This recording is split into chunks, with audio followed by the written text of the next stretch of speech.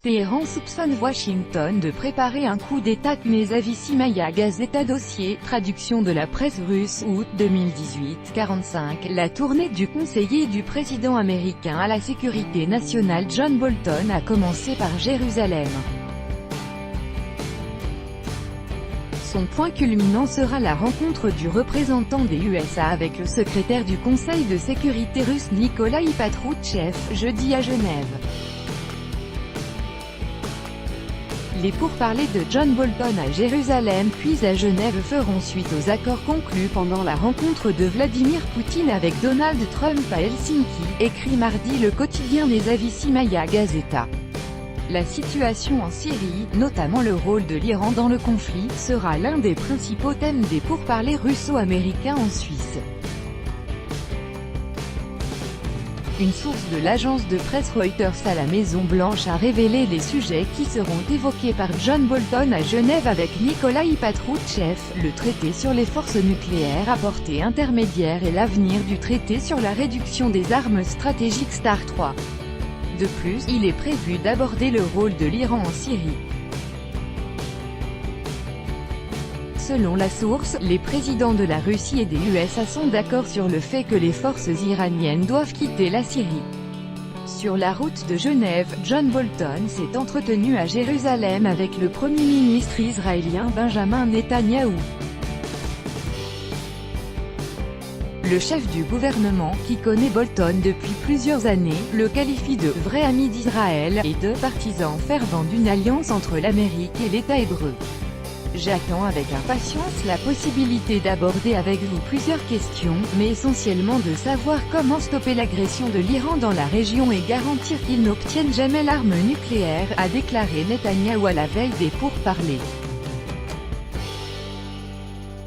Pour sa part, John Bolton a noté qu'Israël, les USA et le monde entier faisaient face à des problèmes communs, et avant tout au programme nucléaire iranien.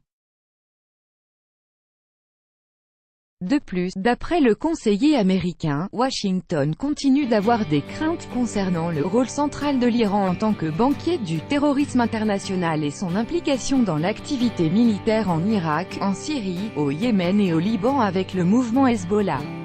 Et d'ajouter que l'alliance entre Israël et les USA était plus puissante que jamais. Au sujet des communiqués des médias israéliens informant que les USA et Israël ont créé un groupe de travail pour soutenir les protestations en Iran, le politologue israélien Benny Briskin souligne que la position officielle des deux pays consiste à ne pas s'ingérer dans les affaires intérieures des États souverains. Cependant, Tel Aviv et Washington espèrent que plusieurs démarches pourront permettre de durcir la pression sur Téhéran afin d'influencer sa politique. Toutefois, si ces mesures conduisaient à des changements de régime à Téhéran, je pense que personne en Israël ne verserait des larmes de crocodile à ce sujet, conclut l'expert. Outre ce groupe de travail israélo-américain avec la participation de Bolton et du chef du Conseil de sécurité nationale israélien Meir Ben Shabbat, les USA ont créé récemment un groupe de coordination de politique vis-à-vis de l'Iran. Selon le secrétaire d'État Mike Pompeo, ce groupe sera en charge de la coopération des USA avec les pays qui partagent l'avis de Washington concernant la menace iranienne. Le chef de la diplomatie iranienne Mohammad Javad Zarif a perçu dans la création de tels groupes une tentative des USA d'organiser un nouveau coup d'État en Iran par la pression, la désinformation et la démagogie. Il a déclaré sur CNN que la décision de Téhéran de signer l'accord nucléaire était une erreur, parce que les USA se distinguaient par leur addiction maladive aux sanctions contre d'autres pays. Les opinions exprimées dans ce contenu n'engagent que la responsabilité de l'auteur de l'article repris d'un média russe et traduit dans son intégralité en français.